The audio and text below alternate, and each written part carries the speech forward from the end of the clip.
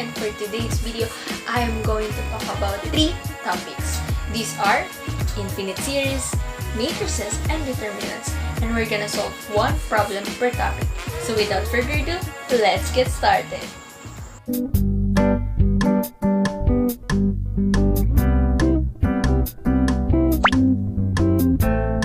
Look at this example right over here. We have numbers 1, 3, 5, 7, and 3 ellipses right after the number 7. Well, this is actually an example of a sequence. Sequence is an ordered list of numbers, and the terms involved in a sequence are called the elements. Now, the 3 ellipses right after the number 7 denotes that it must be continued forward to the pattern established. Now, the pattern here is an add sequence. Well, we have terms also in a sequence. We have the first term, second term, third term, and so forth, which can be denoted as a sub 1, a sub 2, a sub 3, up to a sub n, which denotes the number of terms in a sequence. The expression a sub n means it is the general term of a sequence. Now, if you will add all the terms in a sequence, then it is now called as series. There are 2 kinds of series. We have the finite series and infinite series. Finite series means that the number of terms is limited, while infinite series means the number of terms is unlimited. Now, we will solve problem to further understand right away. So to solve the problem, we have a problem over here, which is to find the first 4 terms and the first term of n plus 1 term of the series, whose n term is 2 raised to n all over n multiplied by n plus 1, and also please write the infinite series. So we have here a given which is 2 raised to n all over n multiplied by n plus 1. So it will become the u sub n, and then to get the first term, we just have to n equals to 1, and then substitute the n into 1. So we have 2 raised to 1 all over 1 multiplied by 2 is equal to 2 over 2 or equals to 1. Now, to get the second term, we have to u sub 2 is equal to use 2 raised to 2 all over 2 multiplied by 3 is equal to 4 over 6 or 2/3. Now, to get the third term, just have to do the same thing. U sub 3 will become 2 raised to 3 all over 3 multiplied by 4 is equal to 8 over 12 is equal to 2 over 3. Now, to get the fourth term, which is same goes like that, 2 raised to 4 multiplied by 4 times 5 is equal to 16 over 20 equals to 4 over 5. Now, to get the first term of the n plus 1, you just have to substitute the n to n plus 1. So we will have here 2 raised to n plus 1 all over n plus 1 multiplied by n plus 1 plus 1 will have 2 all over n plus 1 all over n squared plus 3n plus 2. Now, the final answer will be 1, 2/3, 2/3, 4 over 5, 2 raised to n plus 1 all over n squared plus 3n plus 2. Now, to get the infinite series, it is written like this: 1 plus 2/3 plus 2/3 plus 4 over 5 plus 2 raised to n all over n multiplied by n plus 1 plus 2 raised to n plus 1 all over n squared plus 3n plus 2 plus an ellipsis, because as I observed earlier, infinite series is infinite.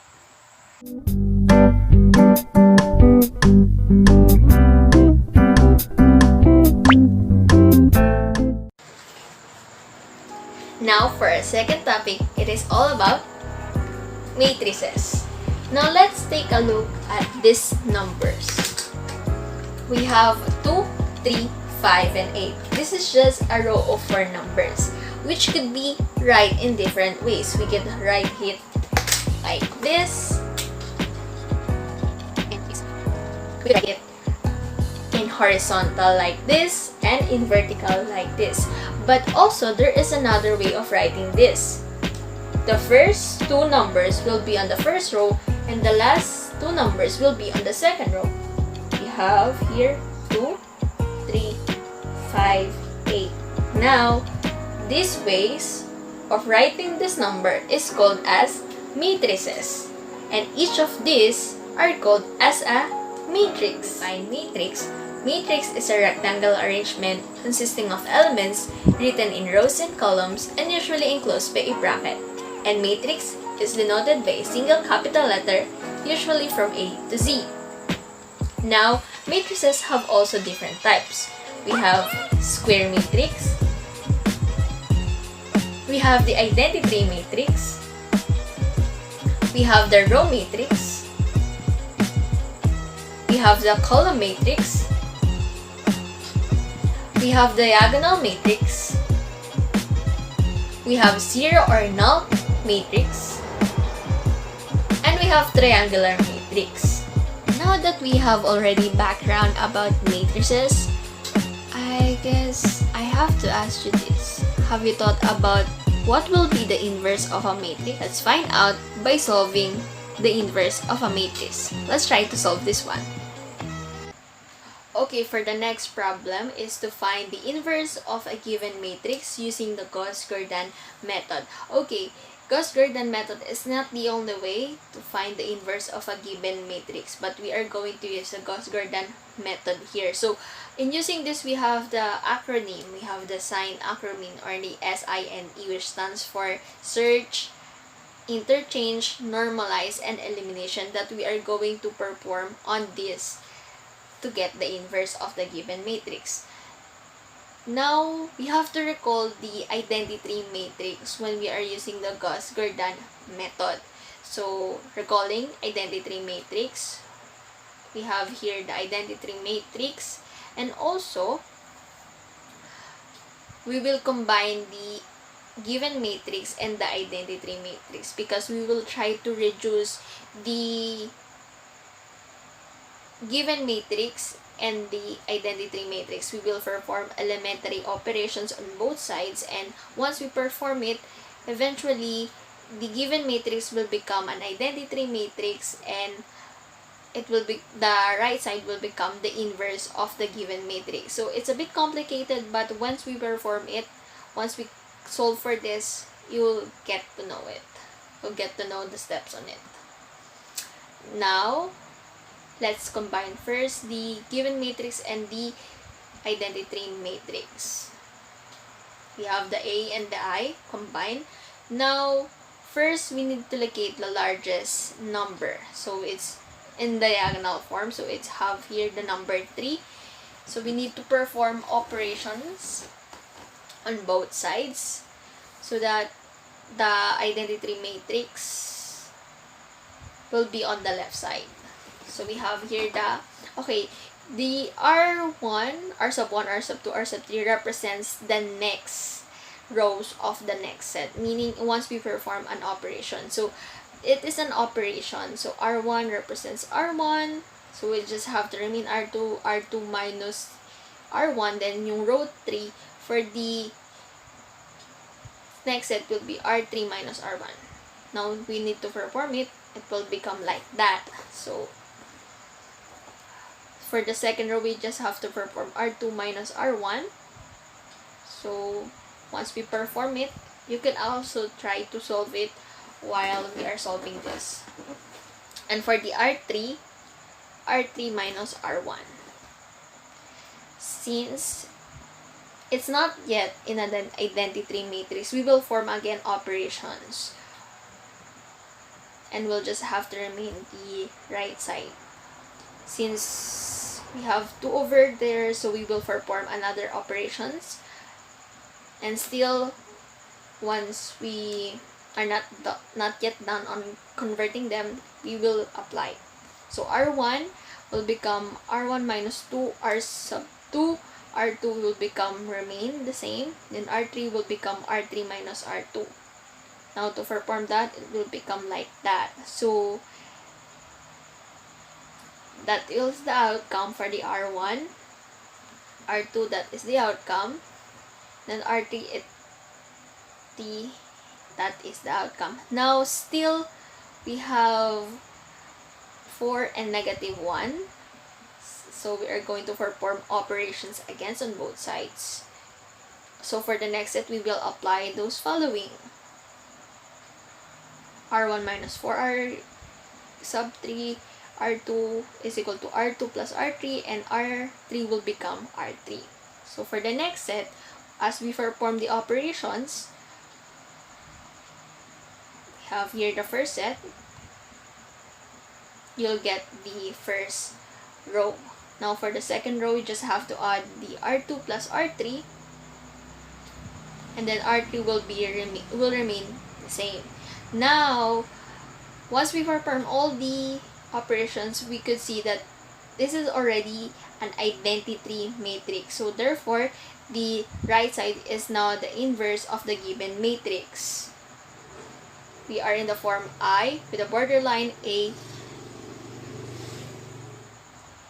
Now we have here A sub 1, 3, 2, negative 4, negative 1, 0, 1, 0, negative 1.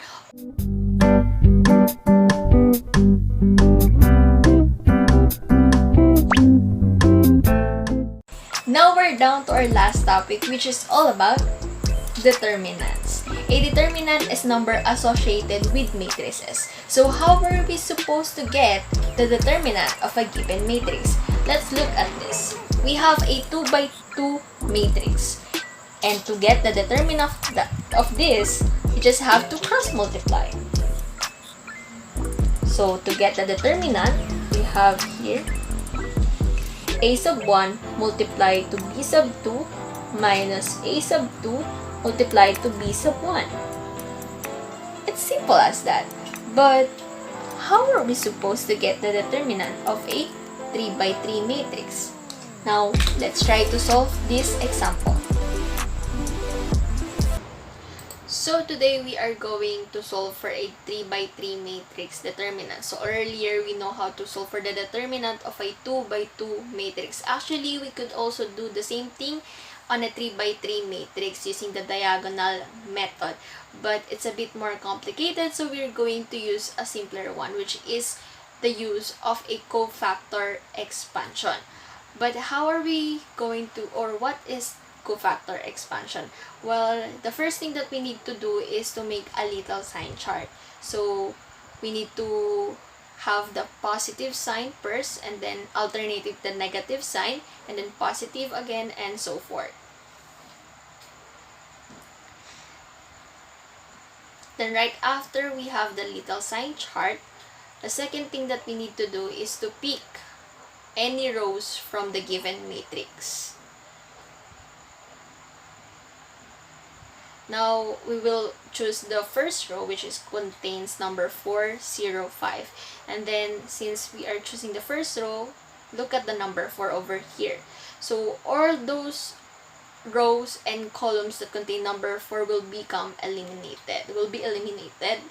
So, if we cover it up, it will become like this.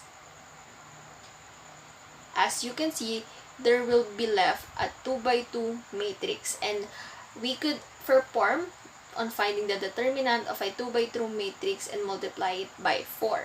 So we will have 4 multiplied per the determinant of a 2 by 2. So 4 minus 3. So we will do the same thing for the second number and the third number. So if we have here 0, we will eliminate as well those row and columns that contain 0. And we will left again with a 2 by 2 matrix. And again, we will solve for the determinant of a 2 by 2 matrix and multiply it by 0. Although 0, any number multiplied to 0 is equal to 0, still I just want to show you how it is performed, the cofactor expansion. Now, down to the last number, which is number 5. So we just need to eliminate those column and rows that contain number 5. So we will get the determinant of the 2 by 2 matrix that left. So positive, always look at the sign chart. Minus 6. So now we just have to perform simple operations to get P, the determinant of the 3 by 3 matrix. Since it's already 0, then 4 multiplied by 1 minus, since we already distributed the sign, 5 multiplied to 7.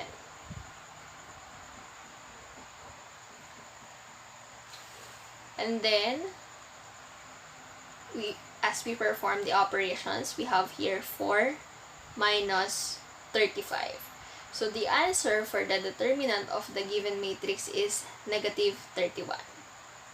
So that's how you get the determinant of a 3 by 3 matrix using the cofactor expansion. So that's it. This is the end of this video. But before I really end this video, I would like to remind everyone to keep safe and always stay hydrated. Bye!